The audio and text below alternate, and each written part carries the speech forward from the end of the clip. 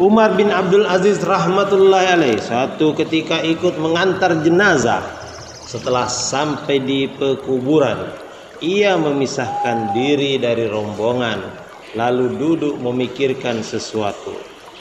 Seseorang bertanya kepadanya, "Wahai Amirul Mukminin, apa yang menyebabkan engkau duduk di sini? Sedangkan engkau adalah wali bagi jenazah itu." Ia menjawab, "Iya, kubur ini berkata kepadaku, 'Wahai Umar, tidakkah engkau bertanya kepadaku apa yang akan aku lakukan terhadap orang-orang yang datang kepadaku setelah mati?'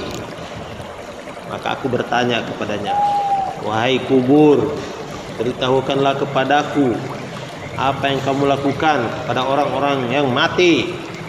Maka kubur itu berkata kepadaku, 'Aku akan koyakkan kain kafan mereka.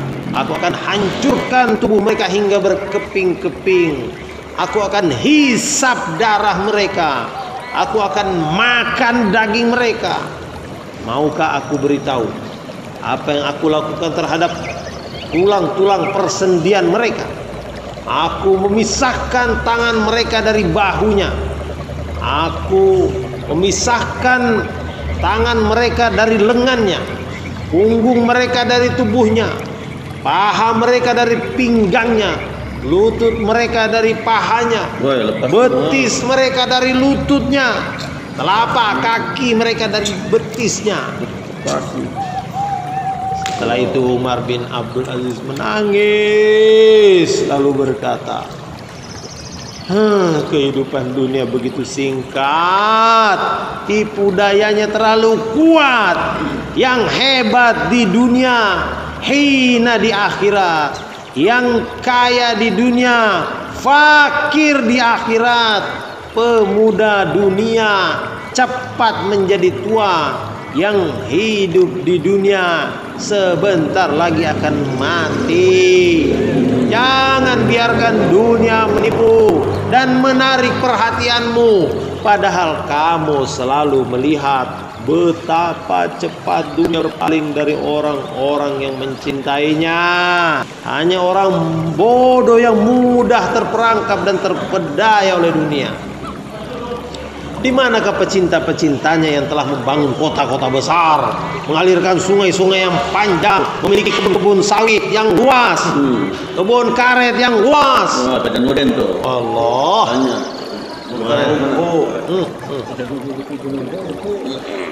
Mereka hidup di dunia dalam waktu yang sangat singkat, kemudian pergi dari dunia meninggalkan segala sesuatu yang mereka miliki.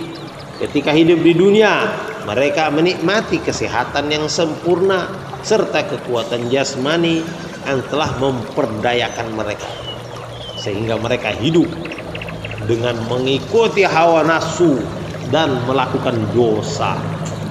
Demi Allah, mereka dicemburui di dunia karena memiliki harta yang banyak. Mereka dicemburui dunia karena memiliki pangkat yang tinggi. Mereka mengalami bermacam rintangan untuk mencari harta dan pangkat. Namun akhirnya ketika mereka berhasil mengumpulkannya, maka orang-orang lain merasa hasad, dengki kepada mereka. Tapi mereka tidak menghiraukan dan tanpa ragu-ragu terus mengumpulkan harta sambil menahan berbagai kesusahan dan kepayahan dengan sukarela. Tapi lihatlah saat ini bagaimana tanah memperlakukan mereka. Persendian-persendian tubuh mereka telah dimakan oleh ulat. Padahal ketika hidup di dunia, mereka beristirahat di atas sofa yang halus, sofa yang empuk, dikelilingi para pembantu dan teman-teman, saudara-saudara, kerabat-kerabat, tetangga-tetangga, senantiasa mengikuti kehendaknya. Tapi apakah yang kemudian terjadi? Tanyakanlah kepada mereka, bagaimanakah keadaan mereka sekarang ini di sana? Orang-orang miskin ataupun orang-orang kaya, semuanya berbaring di tanah yang sama. Tanyakanlah kepada orang-orang kaya apa manfaat harta yang pernah mereka miliki. Dan sekarang tanyakanlah kepada orang miskin di sana apa penderitaan yang mereka alami karena kemiskinan mereka di dunia. Tanyakanlah tentang lidah mereka yang telah ia gunakan untuk berpidato begitu hebat, untuk ceramah begitu hebat, untuk bayan begitu hebat.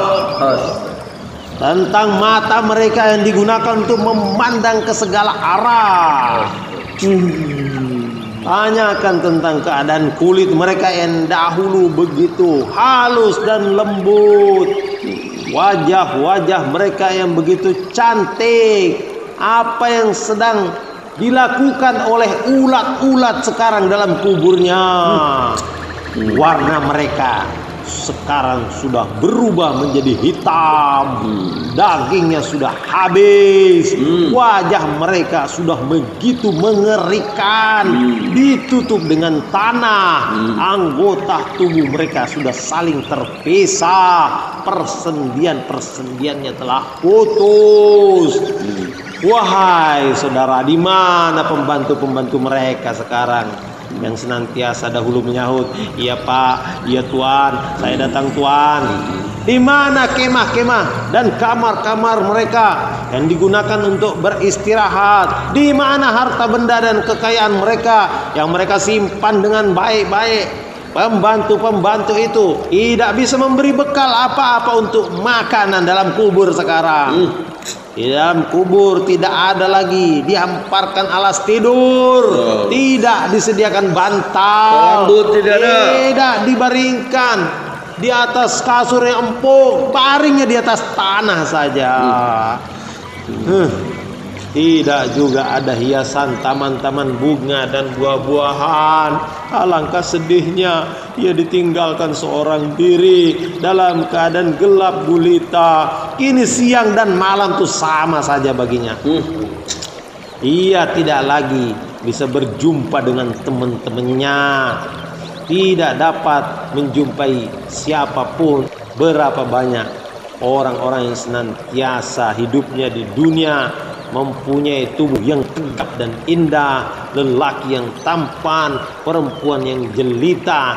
Kini di dalam kubur tubuh mereka hancur, anggota-anggota badan saling terpisah. Mata yang dulu cantik letik ini keluar dari lubangnya, bahu terpisah dari tubuhnya, mulut pun penuh dengan air dan nanah. Binatang-binatang melata datang merayap seluruh tubuhnya. Ketika mereka tinggal dalam keadaan seperti itu, pasangan mereka sudah kawin lagi dengan orang lain. Pasangan mereka berada dalam kesenangan, diguling-guling oleh orang lain, sementara dia diguling-guling oleh malaikat Zabania. Pasangannya diguling orang lain, anak-anaknya sudah diambil alih sebagai kepala rumah tangga. Harta mereka telah dibagi-bagikan kepada ahli waris. Tapi di antara mereka ada yang bernasib baik sehingga mereka beristirahat di alam kubur dalam kesenangan, dengan wajah yang segar, dengan wajah yang berseri. Mereka itulah orang yang lebih mengutamakan akhirat daripada dunia. Mereka mengumpulkan bekal untuk dirinya sebelum masuk ke alam kubur. Wahai orang yang esok hari pasti masuk kubur, apakah yang menyebabkan kamu terperangkap dalam urusan dunia, dalam urusan sawit, dalam urusan karet, dalam urusan kopi, dalam urusan merica, dalam urusan getah? Apakah kamu berharap bahwa dunia yang penipu itu akan senantiasa bersamamu? Gedung tempat tinggalmu yang luas lagi tinggi, buah-buahan yang sedang masak di kebunmu, alas tidurmu yang lembut, pakaian-pakaianmu yang menyejukkan ketika panas, semua itu akan kamu tinggalkan. Maut telah tiba dan menguasaimu, maka tidak ada yang dapat menghalanginya. Kamu akan berkeringat, tidak berdaya. Silat dan karate, jurus harimau utara tidak lagi berfungsi.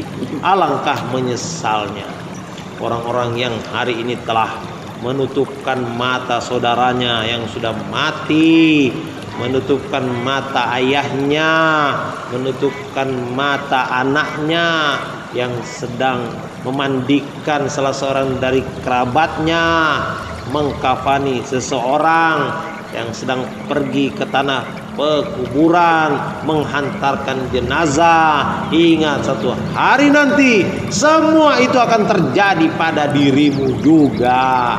Kamulah yang akan ditutup matanya, kamulah yang akan dikafankan, kamulah yang akan dipendam di dalam kuburan. Setelah itu Umar bin Abdul Aziz mengucapkan kata-kata berikut ini, membaca dua bait syair. Manusia berpuas hati dengan benda-benda yang tidak lama lagi akan fana, dan mereka sibuk dalam angan-angan panjang dan harapan pada dunia, seperti orang mimpi yang tertipu oleh kenikmatan dalam tidurnya. Siang hari kamu habiskan dalam kelalaian, pada malam hari kamu tidur, sementara maut sedang menantimu. Hari ini kamu sedang melakukan pekerjaan-pekerjaan yang akan menjadikan kamu menyesal dan risau. Di dunia ini binatang-binatang berkaki empat menghabiskan waktu mereka sama seperti kamu menghabiskan waktumu. Dikisahkan seminggu setelah peristiwa ini, Umar bin Abdul Aziz pun meninggal dunia. Inna lillahi wa inna ilaihi raji'un. Allahumma firlahu warhamhu wa'afihi wa'afu anhu. Rasulullah SAW bersabda, ada 4 perkara yang merupakan tanda kecelakaan. 1, mata yang kering, tidak pernah menangisi dosa-dosa. 2, hati yang keras. 3, angan-angan yang panjang. 4, tamak terhadap dunia. Mata yang kering, hati yang keras, angan-angan yang panjang, tamak terhadap dunia. Nauzubillah, semoga Allah jauhkan kita dari 4 perkara ini. Abu Sa'id Al-Khudri berkata, Usama berhutang seorang hamba sahaya dengan janji akan membayarnya kepada penjual sebulan kemudian. Ketika Rasulullah SAW mengetahui hal itu, maka beliau selalu bersabda, betapa mengherankan tuh si Usama. Dia membeli dengan janji akan membayarnya setelah 1 bulan. Ia mempunyai harapan yang panjang, seolah-olah ia masih hidup hingga bulan depan.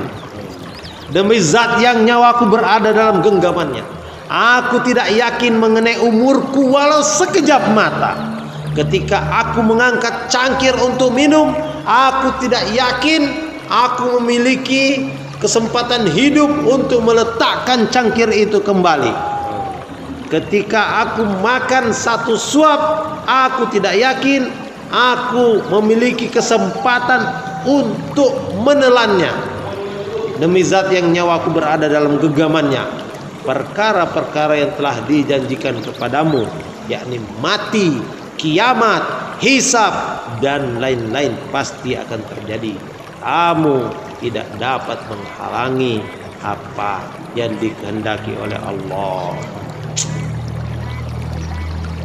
Abdullah bin Umar radhiyallahu berkata, suatu ketika baginda Rasulullah memegang bahu saya lalu bersabda, hendaklah kamu hidup di dunia seperti seorang musafir dalam perjalanan. Hendaklah engkau selalu membayangkan dirimu bersama orang-orang yang ada di dalam kubur. Setelah itu Rasulullah SAW bersabda kepada saya, wahai Ibnu Umar, dalam riwayat lain, Dikatakan bahwa ini adalah perkataan Ibnu Umar sendiri. Wahai Ibnu Umar, pada waktu subuh janganlah engkau yakin bahwa engkau akan hidup sampai petang. Dan ketika petang hari jangan engkau yakin masih bisa hidup sampai subuh. Ketika engkau sehat, buatlah amal-amal kebaikan sebelum engkau jatuh sakit. Buatlah persiapan untuk mati ketika engkau masih hidup, sebab engkau tidak mengetahui akan sebut apa engkau pada esok hari, yaitu tidak diketahui apa engkau tergolong orang soleh atau orang yang salah, orang baik atau orang yang buruk, beruntung atau malah. Faminhum sakiyun wa sa'id, dan di antara mereka ada yang celaka dan ada yang bahagia.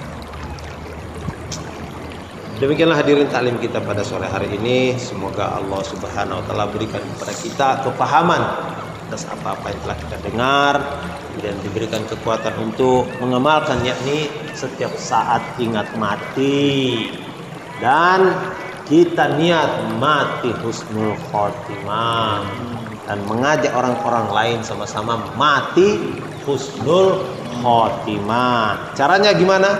Dakwahkan pentingnya persiapan akhirat insya Allah. Semoga Allah terima. Subhanallah bihamdihi, subhanakallah, asyhadu an la ilaha illa anta. Assalamualaikum warahmatullahi wabarakatuh.